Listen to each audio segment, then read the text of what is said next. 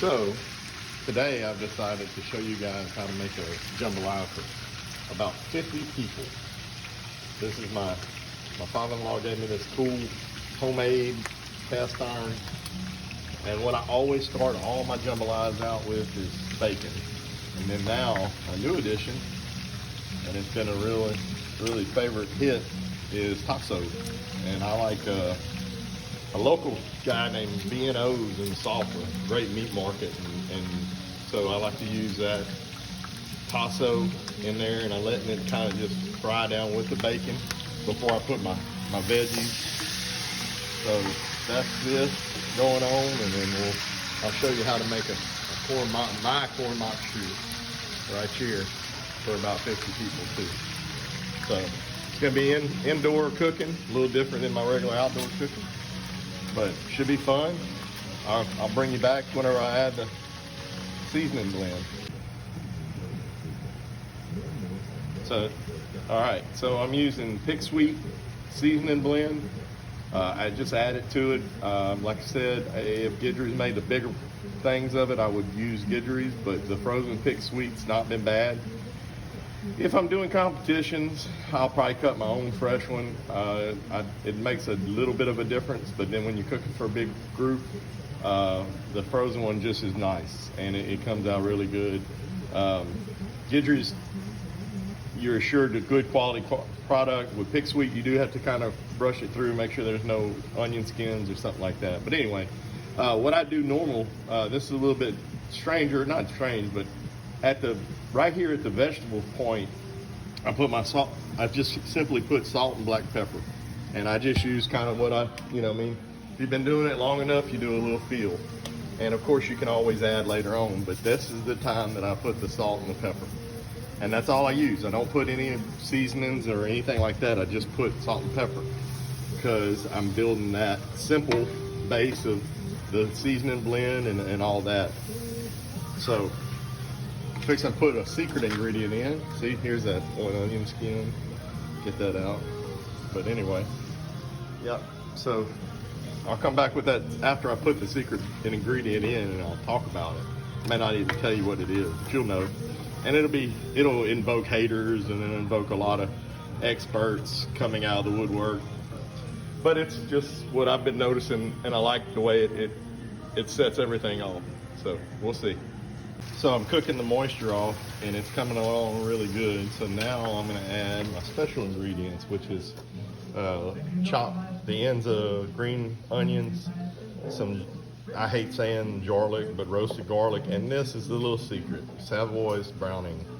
Man, I use her roux. Haters hate, but it's so good. It just it works good, and so you'll see the end product.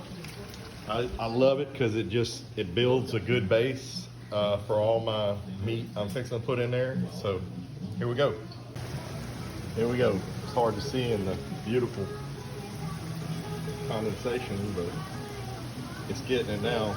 I just added corn, taco, and good bacon in my mock shoe.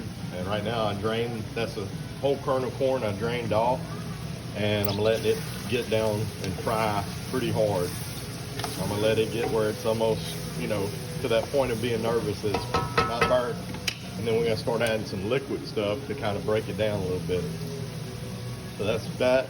I'm fixing to add some chicken thighs cut up and seasoned from yet another local store here in Sulphur.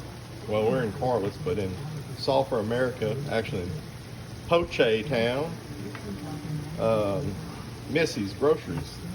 The butcher over there, good and fine fella, cuts it up and seasons it up for me. Uses Missy seasoning, which is this blend. It's pretty good. I like it, even though, literally, we not lacking on seasonings, but yeah, that's the ones we like. Some good stuff there.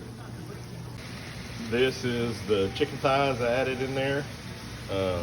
This is usually around the time that if you're cooking a cooking competition, someone walks by and says, "Man, I put that on rice right there. Man, I make a sandwich with that. But that's what it. And yeah, no, it's not a roux. That's old Miss Savoy's doing her thing. And then I'm gonna let this chicken. I like to get this chicken cooked, you know.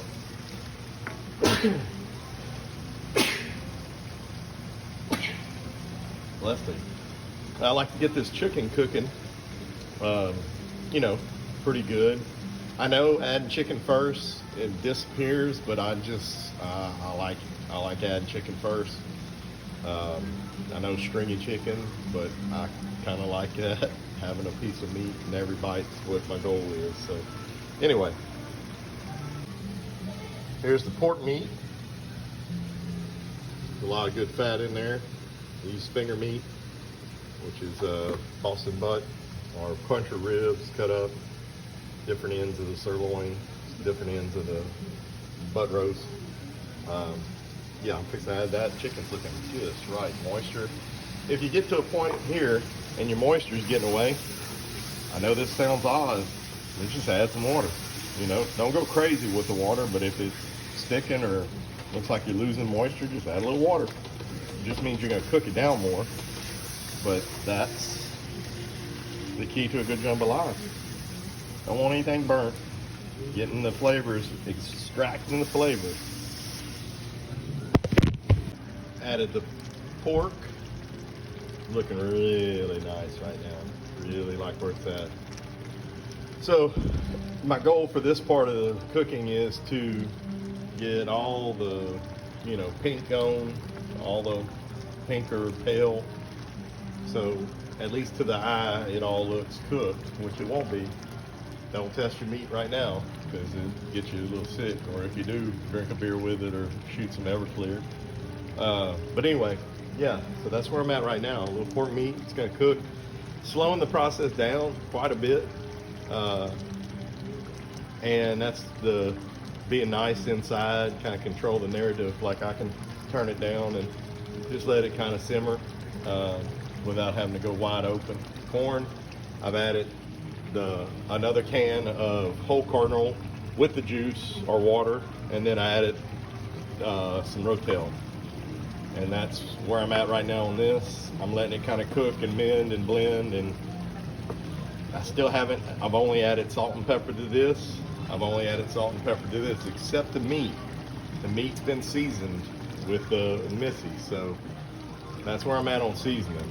I try to kind of keep it consistent, but you have a lot of good flavors with the tasso. You have a lot of good flavors with the rotel. So yeah, that's where I'm at. Get that stirred, make a turn.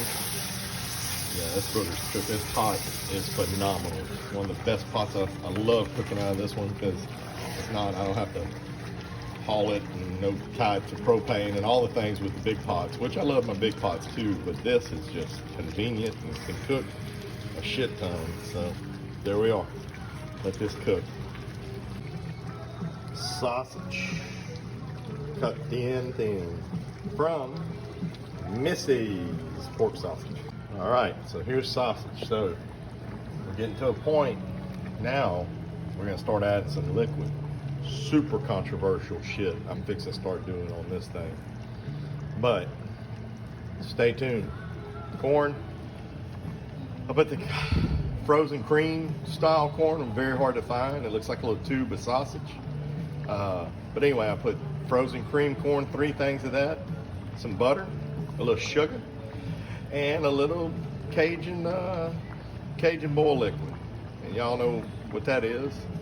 So I put that in there, I put it on simmer, and let it come down. Let's see what it looks like.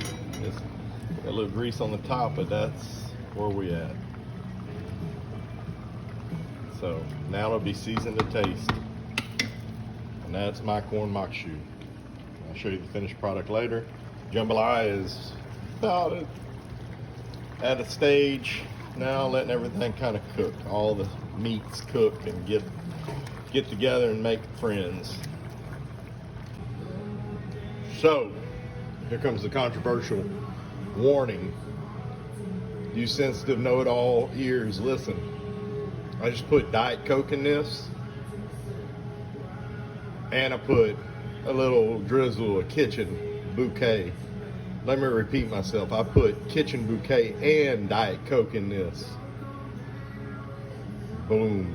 Now that's the sauce that will break down that meat, and that people will love and cherish this jambalaya because it just brings something to the table that no one else has. So I'm gonna put a lid, big heavy ass lid, and let it just do what it do. Well, that corn's getting right too.